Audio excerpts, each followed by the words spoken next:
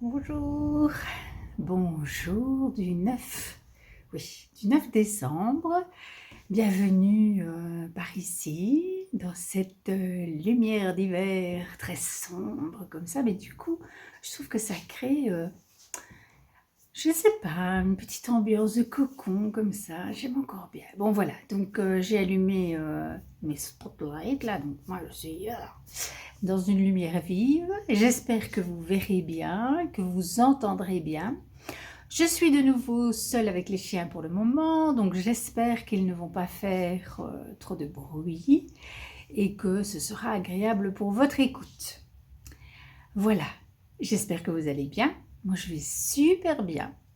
Hier, j'ai été boire un café avec mon amie Cécile.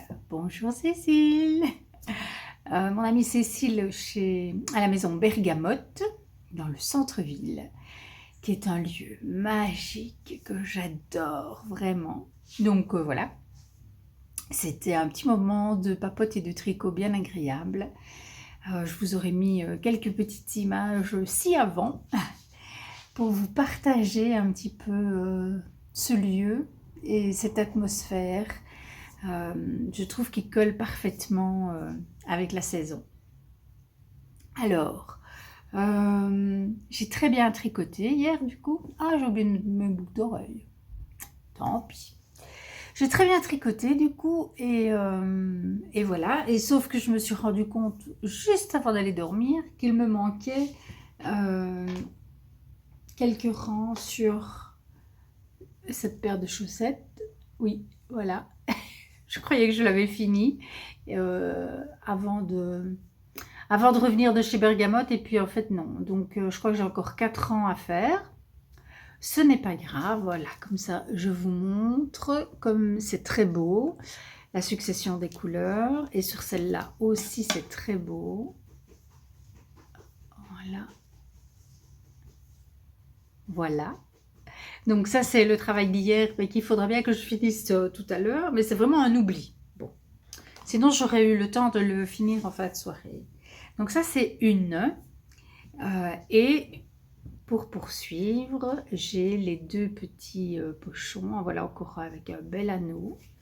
Magnifique. Et alors, c'est un anneau mousqueton qui s'ouvre. Oh, vraiment, Sylvia, tu m'as gâtée. Alors, j'ouvre. Petit pochon numéro 1. Tac, tac, tac. Qu'est-ce que c'est? Qu'est-ce que c'est? C'est du beige, du marron. Ouais, c'est du beige ou du jaune? Non, c'est plutôt du jaune. Du jaune, du marron et des petits speckles roses. C'est très joli. Alors, cette laine, c'est la petite étiquette. Alors, c'est de la laine de moute 85 mérino 15 nylon. Coloris 9 apparemment. Ah, elle ne retrouve pas l'étiquette. C'était un kit qu'elle a séparé. Ah, donc c'est pas un 9, c'est coloris point d'interrogation. Donc voilà, mais c'est de la laine de moute. Voilà, coloris inconnu ou oublié. Voilà, et l'autre. Et l'autre petit pochon. Là, là, là. Oh, ça c'est plus orangé. Oh, avec des couleurs variées. C'est très très beau. C'est très très très beau. Et la petite étiquette. Ah, ça c'est de la Hedgehog Fiber. Hedgehog Fibre. Sock yarn. 90 mérino 10 nylon. La couleur c'est Guppy. Oh oui, ça lui va vraiment bien. Voilà. Alors maintenant, il faut décider comment on va les associer. Eh bien, écoutez, je pense qu'on va mettre Guppy au-dessus de 1983 et qu'on va mettre le coloris laine de moute inconnu ici. Je pense que ce sera comme ça. Voilà. Ben, j'ai hâte de tricoter tout ça. Mais du coup, comme j'ai encore mes petites pelotes là-dedans, je vais remettre ceci dans les petits pochons. avec dans le bon petit pochon avec la bonne étiquette. Voilà, et j'espère ne pas me tromper et bien faire comme j'ai dit, mais normalement ça doit être le cas. Voilà, hop. Ces petits pochons sont juste adorables. Donc voilà, donc ça ce sera pour ma paire de chaussettes tricotées pour aujourd'hui. Alors voilà celle de mon mari. Voilà, je vous la montre à l'endroit. Donc là, j'ai bien fait les 9 francs. Je trouve que ce violet vient... Enfin, depuis que le violet est là, bien foncé comme ça, après toutes ces couleurs peps, ça me plaît vraiment. Et donc, il a tiré aujourd'hui, vous avez vu ça en vidéo, ceci, et ça va être super beau. Voilà. Alors ça, c'est un reste de laine Regia que j'ai acheté il y a vraiment quelques années. J'ai envie de dire 10 ans, mais je ne suis pas sûre que ça fasse 10 ans. Mais enfin, ça fait très longtemps. C'est de la laine Regia que j'avais acheté pour lui faire un pull. Vous avez dû le voir dans une des vidéos précédentes. C'est le premier pull que je lui ai tricoté. Et je l'ai tricoté en laine à chaussettes Regia, tenue en double.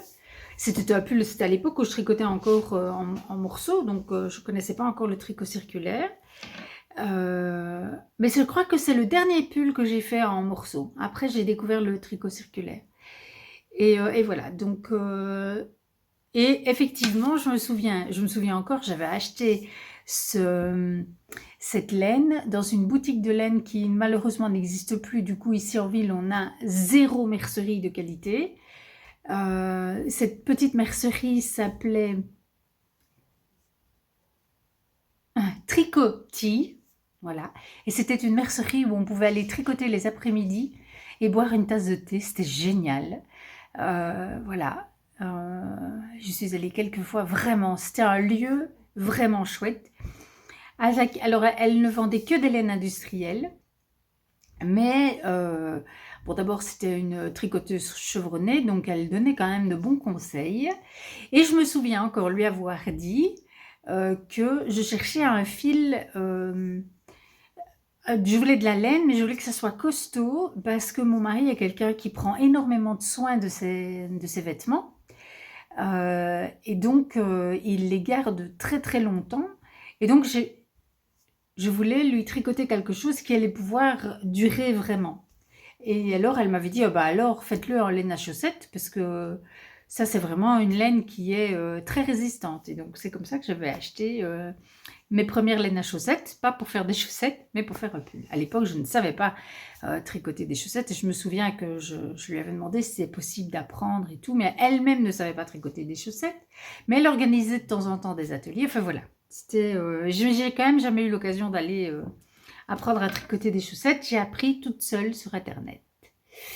Donc voilà, je pense que ça va être super joli. Donc... ça, c'est la chaussette pour mon mari. Alors, tant qu'on est dans les chaussettes, hier, j'ai enfin terminé une paire de chaussettes que je vous montre. Ben, c'est encore de la Regia. Voilà, Regia Socks. Donc, c'est une laine autorayante qui fait le dessin toute seule. Voilà. Il y en a 2. Cette fois-ci, j'ai fait une tige bien longue. Voilà, parce que pour porter dans les bottines, c'est sympa. Et que quand même, l'hiver, on met souvent des bottines. Voilà, elle n'est pas bloquée, hein, mais les fils sont rentrés. Donc voilà, elle va aller au blocage. Voilà, j'en suis bien contente. Alors, on enchaîne. On enchaîne avec le tricot suivant, le speltas. Le speltas, alors j'ai tricoté la bandilière. Ici, j'ai déjà remis les mailles sur l'aiguille pour tricoter aujourd'hui. Donc voilà maintenant ce que ça donne. Donc on passe du peps à des couleurs plus froides. Voilà. Et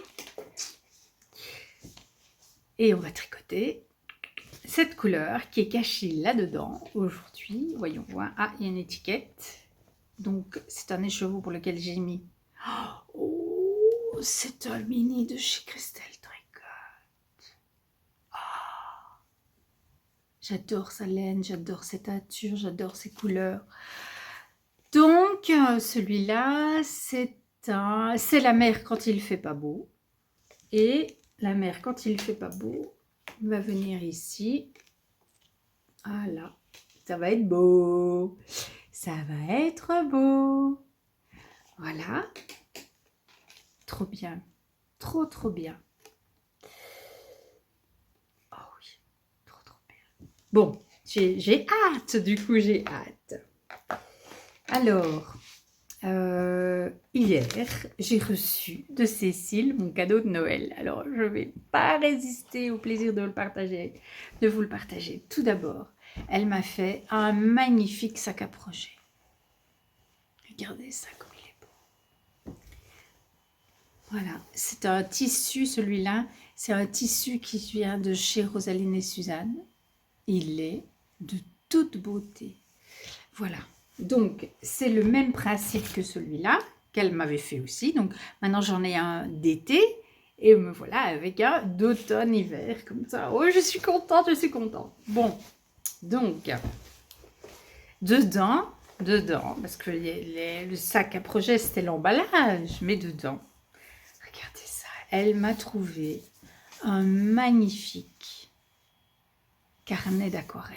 Je rêvais de trouver et de m'offrir un carnet d'aquarelle. Le grammage est magnifique. C'est vraiment un papier parfait pour l'aquarelle. Et donc du coup, je me réjouis de rentrer dans mon grand jardin et je crois que je vais y mettre les arbres du jardin au fil des saisons, quelque chose comme ça. Oh, je suis trop contente. Merci Cécile. Donc, il y a ça, mais pas que. Il y avait aussi un écheveau qu'elle a teint elle-même, à la Garance. Est-ce qu'elle m'a dit que c'était à la Garance? Est-ce qu'elle l'a écrit? Oui, à la Garance. C'est beau, hein? Oh, que c'est beau, que c'est beau, que c'est beau. Donc, il y a de la stélina dedans, mérinopolyamide et stélina, de la stélina or. Ce sera donc pour me faire une paire de chaussettes. Elle est magnifique. Alors, il me semble que vous avez la bonne couleur, mais je ne suis... Ouais, il me semble que vous devez avoir à peu près la bonne couleur. Mais je ne suis même pas sûre que moi j'ai la bonne couleur, puisque la lumière est un petit peu pourrie aujourd'hui. Mais c'est vraiment beau. C'est vraiment très beau. Merci beaucoup Cécile. Et alors ça va magnifiquement bien dans le sac. Et alors elle m'a mis aussi un petit coussin de lavande qui sent divinement bon, que je vais laisser dans le sac avec la laine. Parce que comme ça, la laine va bien sentir bon. Je remets aussi le carnet. Et voilà. Ça, c'était mon cadeau de Noël. Merci Cécile. Trop bien. Je crois que côté tricot, on a fait le tour. Sauf que je ne vous ai pas dit ce que je portais. Hein. Je porte mon Once and Floral. Voilà. Je vous l'approche. C'est un de mes premiers jacquards. C'est un design de Maxime Cyr. Je l'ai fait court parce que je le porte. Bon, bah, je n'ai pas de recul ici. Mais je vous envoie vers ma fiche Ravelry. Il y a des photos. Voilà. Je le porte sur une robe. Donc, il est cropped. C'était mon premier jacquard. Et bon, on voit... Il n'est pas parfait.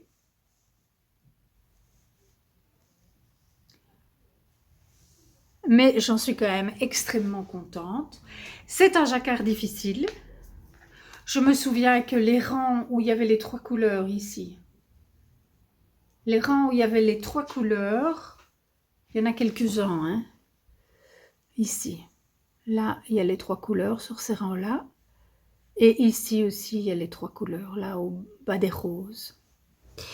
Voilà. Je me souviens que je mettais, je crois que c'est 1 heure ou 1 heure et demie pour faire un rang. Voilà. Donc, très clairement, c'est pas un tricot qui va vite. Bon, en plus, moi, j'étais pas super expérimentée. Et c'est la première fois où j'ai aussi croisé, tissé mes fils à l'arrière. Voilà. Je l'enlèverai pas parce que je vais avoir froid et j'ai pas du tout envie d'avoir froid. Mais je suis extrêmement contente de ce tricot, même si il n'est pas parfait. J'en suis très contente, j'en suis fière et surtout je le porte beaucoup. Alors pour moi c'est vraiment important. Donc vous savez, on dit toujours qu'il y a 2 types de tricoteurs. Il y a les process knitters et les project knitters. Donc les tricoteurs qui tricotent pour le plaisir de tricoter et qui sont intéressés essentiellement par le processus du tricot. Et les tricoteurs qui sont qui eux sont intéressés par le projet fini. Alors, je pense que je suis un peu les deux. On dit souvent que les process knitters ont beaucoup d'encours parce qu'ils aiment passer d'une chose à l'autre, etc. Puisque ce qu'ils aiment, c'est le processus du tricot. Et que les project knitters, eux, sont plutôt monoprojets parce que ce qui les intéresse, c'est d'avoir l'objet terminé. Donc, ils vont se concentrer sur un encours. Bon, moi, je suis multi-encours, très clairement. Et donc, je crois que je suis un peu les deux. Parce que j'aime le processus du tricot pour le tricot. J'adore le côté méditatif. J'adore découvrir de nouveaux points, créer de nouveaux rendus, etc. Donc, je crois que j'aime vraiment profondément le processus du tricot.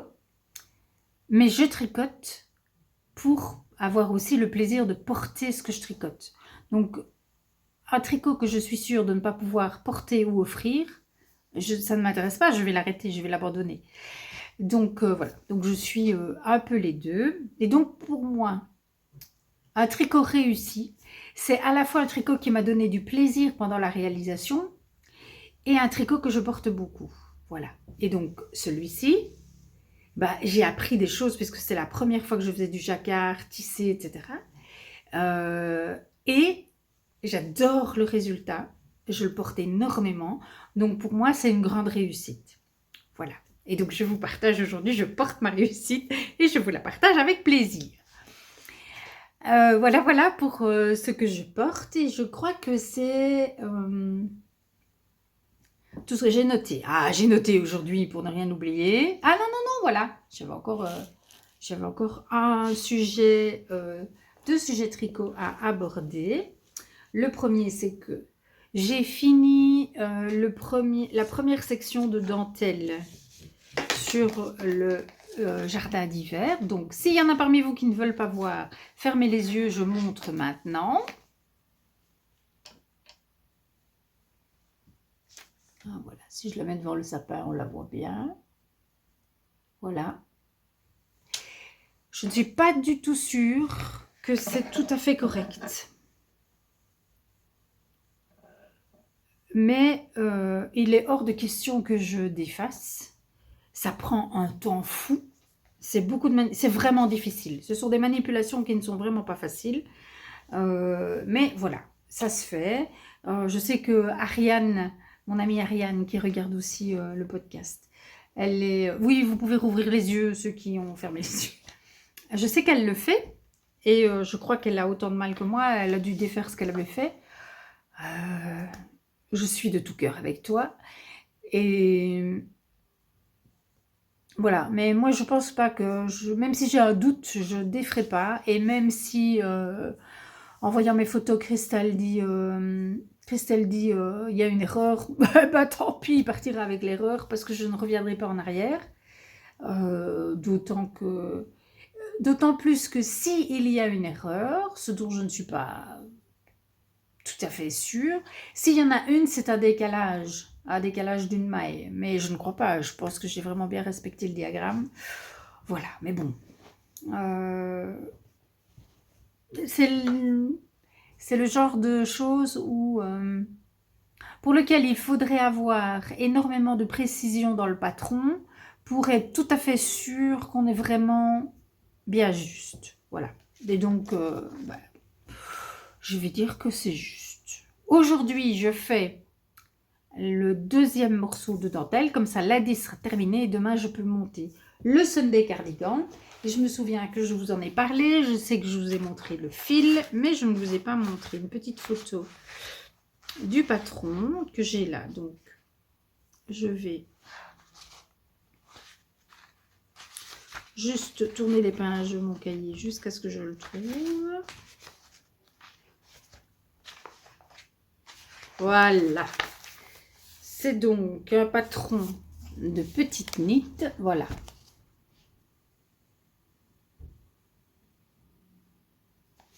C'est un grand gilet que moi je ferai peut-être pas aussi long.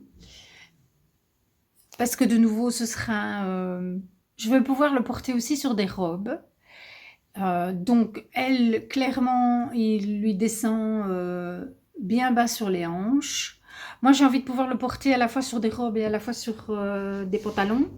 Donc, à mon avis, je le ferai un petit peu plus court qu'elle. Mais voilà. Si je pouvais l'avoir fini pour Noël, ce serait magique. Mais je ne suis pas sûre. On verra bien.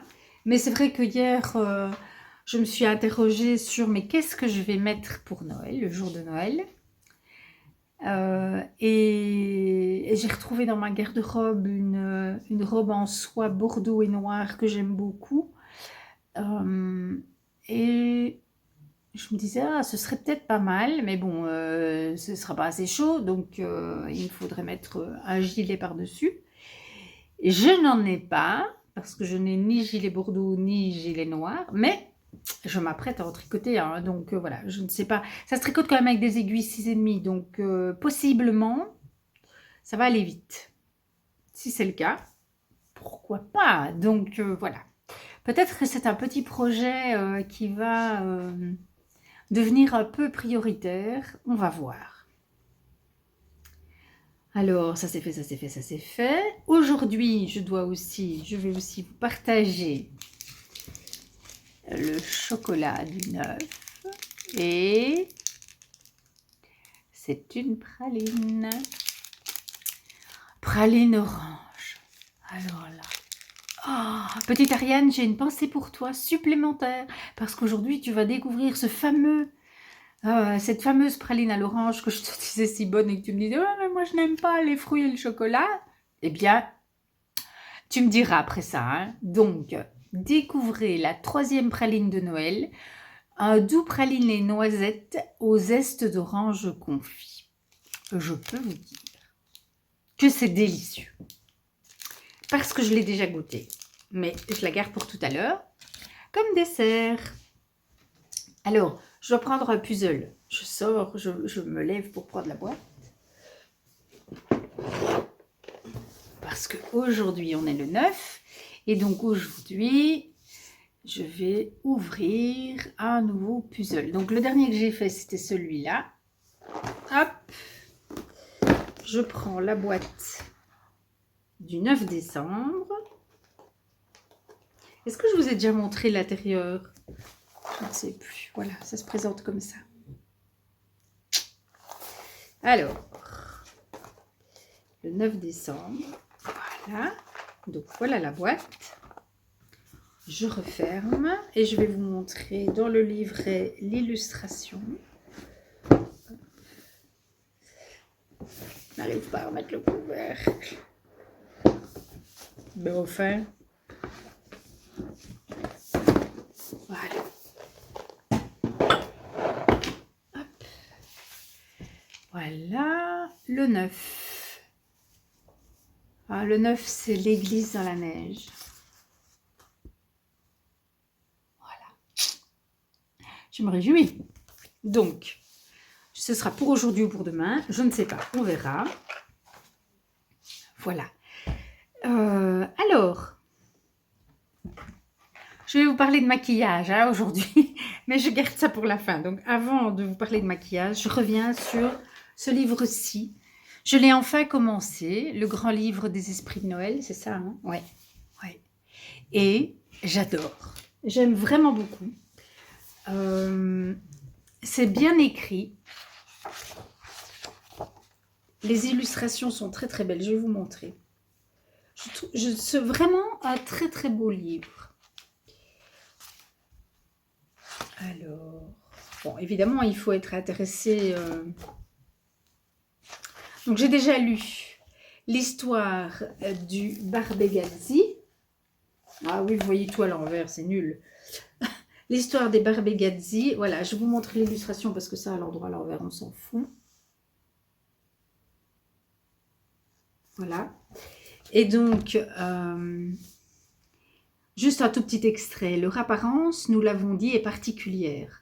Outre leurs énormes pieds qui leur servent aussi bien à glisser sur la neige qu'à facilement marcher dessus, les Barbegazzi sont reconnaissables à la fourrure blanche et épaisse qui couvre leur corps tout entier et surtout pour les mâles, à cette longue barbe blanche ponctuée de cristaux de glace qui leur a valu leur nom. Quoi qu'il en soit, comme toute nature sauvage, ne cherchons pas à les capturer, à les enfermer, laissons-les vivre cette vie qu'ils ont choisie et qui leur va si bien au plus haut des sommets enneigés des Alpes. Donc voilà, ce sont des petits personnages, des petits nains, lutins, qui vivent dans les hauts sommets des Alpes. Voilà, il y a toute une histoire, mais je ne vais pas tout vous lire. Et j'ai lu aussi Befana, dont voilà l'illustration. Voilà. Et la Befana, ça m'a fait rire et je voulais partager avec vous parce que j'ai fait un article de blog qui s'intitule Suffisant plutôt que parfait. Ouais, je crois que c'est ça le titre, oui. Dans lequel je raconte un petit peu mon histoire de famille par rapport au ménage. Et alors ici, la Befana, une autre, donc il est dit, hein, une autre origine approche la Befana de la Frau Holle allemande. Comme cette dernière, la vieille dame italienne a pour habitude de visiter les maisons et de constater leur bonne tenue. Alors ça m'a fait rire parce que je me suis dit que on avait même réussi à créer des personnages fictifs qui viennent vérifier que les femmes tiennent bien leur maison. Voilà. Bref, c'est quelque chose voilà, qui n'est pas anodin dans ma vie. Et donc, comme j'ai lu cette histoire-là hier, je me suis dit, oh là là là là, il faut que j'en parle. Bon, je ne vais pas vous la lire. Ce sont de très belles histoires. Elles font 2 pages en général, un recto verso. Voilà. Après, le suivant, ce sera Belle Snickel. Voilà. Les illustrations sont vraiment très très belles. Voilà, après il y a des pages, voilà, ici sur le sapin, avec les croyances païennes, la coutume alsacienne, la mode bourgeoise, enfin voilà, des informations que je trouve sympas. Vraiment, voilà, je suis séduite. Et donc, c'est un très très beau livre sur Noël, mais qui change un peu des livres qu'on voit habituellement. Il coûte 23,90 €. Il coûtait, parce que moi ça fait quand même plusieurs années que je l'ai. Voilà, donc je recommande chaudement. Si vous aimez, si vous souhaitez en savoir un peu plus sur tous les petits personnages féeriques qui tournent autour de Noël, ça vaut la peine. Et alors c'est, je sais pas s'il y aura des personnages qui ne sont pas européens, mais en tout cas ici, c'est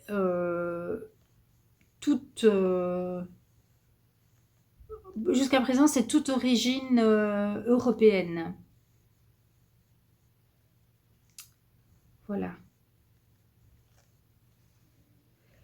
Et c'est vrai que les illustrations sont vraiment jolies. Voilà. Bon. maintenant que je vous ai parlé de ça, je ne reviendrai pas sur le livre, sauf si je lis quelque chose qui me semble particulièrement intéressant. Euh, et donc voilà, on va aborder le sujet du make-up.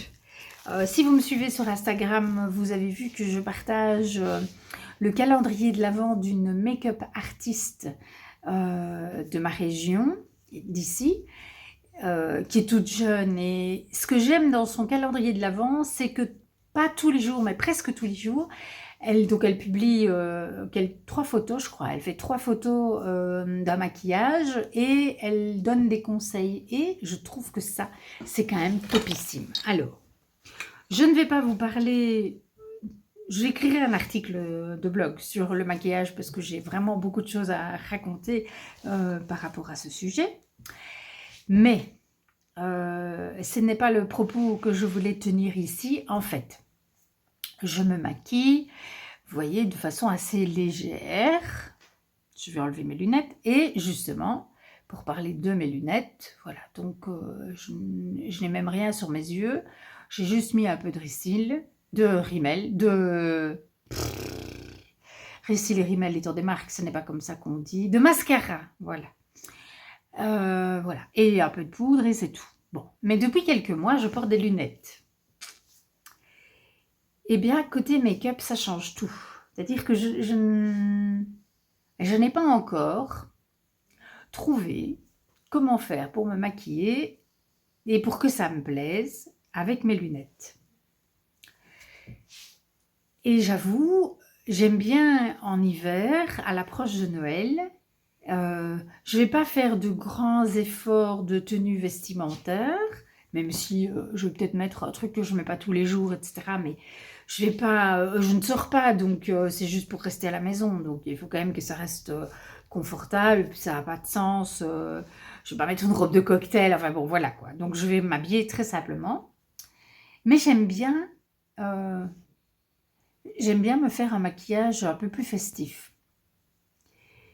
Et donc, je me suis dit, il faut que je m'exerce, parce que sinon, le jour de Noël, ça va être une catastrophe, parce qu'avec mes lunettes,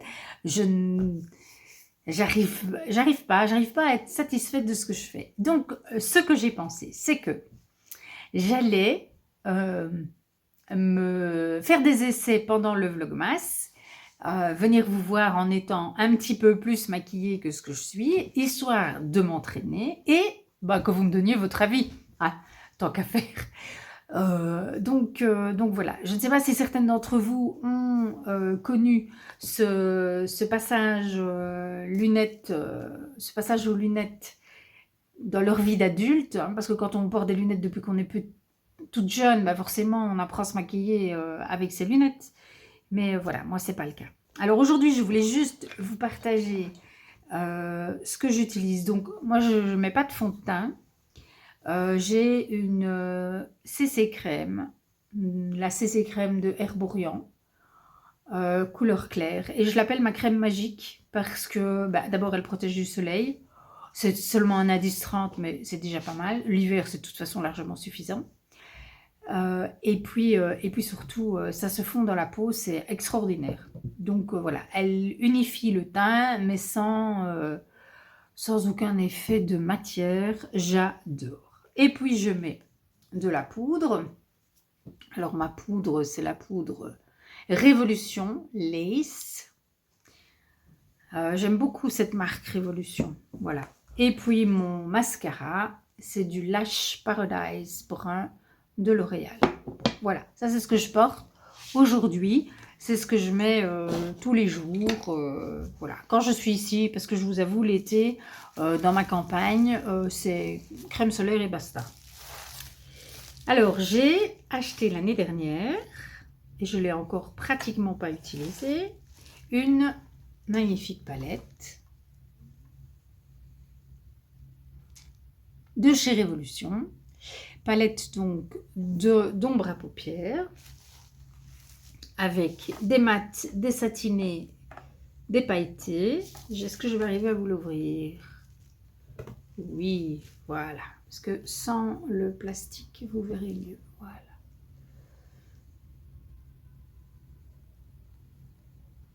Je l'ai un petit peu utilisé, mais très peu. Je sais que les fards tiennent très bien sur la journée, ce qui est quand même très important. Et alors, Maryse, la petite make-up artiste, son tout premier post, elle a dit si vous n'avez pas l'habitude, commencez avec des nudes, parce qu'avec les nudes, donc les couleurs chair, quoi, couleur peau, avec les nudes, on fait pas d'erreur, quoi. Donc, je vais suivre son conseil. Je vais commencer par les nudes. Donc, je vais me maquiller un petit peu plus dans les prochains jours. Je vais essentiellement travailler les yeux et les joues, parce que ce sont vraiment les parties qui me posent problème avec les lunettes. Le rouge à lèvres, je ne vous ai pas parlé de mon rouge à lèvres, qui est le rouge à lèvres que mon mari a choisi pour moi. C'est un L'Oréal. C'est le coloris 177, nude intense, color riche, nude intense, nu authentique. Je ne sais pas si c'est le nom qu'il a inspiré. Mais toujours est-il qu'il a choisi celui-là, et en me disant, parce que moi je portais toujours des rouges à lèvres très colorés, et donc qui tranchaient fort, donc du rouge vif, du rose vif, etc. Et il m'a dit, si tu prenais un peu une couleur plus neutre, je crois que ça me plairait. Donc depuis, j'utilise celui-là. Et j'avoue que maintenant, quand je mets un rouge à lèvres plus pétant, eh bien, je n'aime plus du tout. Donc je me suis bien habituée à mon rouge à lèvres nude. Et voilà. Et c'est vrai qu'il a raison dans le sens où c'est doux. Et je pense que ça convient mieux à mes cheveux qui grisonnent. Voilà. Je crois que la palette de couleurs évolue aussi avec la couleur des cheveux, et que moi j'ai fait le choix de ne pas me teindre les cheveux, mais de garder ma couleur naturelle. Eh bien, les couleurs qui me vont sont en train d'évoluer, puisque mes cheveux évoluent. La couleur de mes cheveux évolue aussi. Voilà. Donc, je voulais vous en parler avant de commencer à me maquiller pour venir à me maquiller plus pour venir vous voir, parce que je ne voulais pas que vous ayez un choc. Ouais, je ne sais pas du tout si ce sera choquant, hein, j'en sais rien, mais et je voudrais aussi que vous compreniez la démarche, et voilà. Et puis que vous me donniez votre avis, parce que ça m'intéresse de savoir comment vous le recevez, vous, au travers de la caméra, sachant que dans la vraie vie et au travers de la caméra, c'est quand même pas tout à fait la même chose. Donc je vous donnerai mon avis à moi, mon avis, voilà. Je vous donnerai aussi l'avis de mon mari, si j'ai eu l'occasion de le recueillir avant de venir vous voir. Et puis vous me donnerez votre avis à vous, qui sera un avis pondéré par le passage à la caméra. Bon, voilà ce que je voulais vous dire.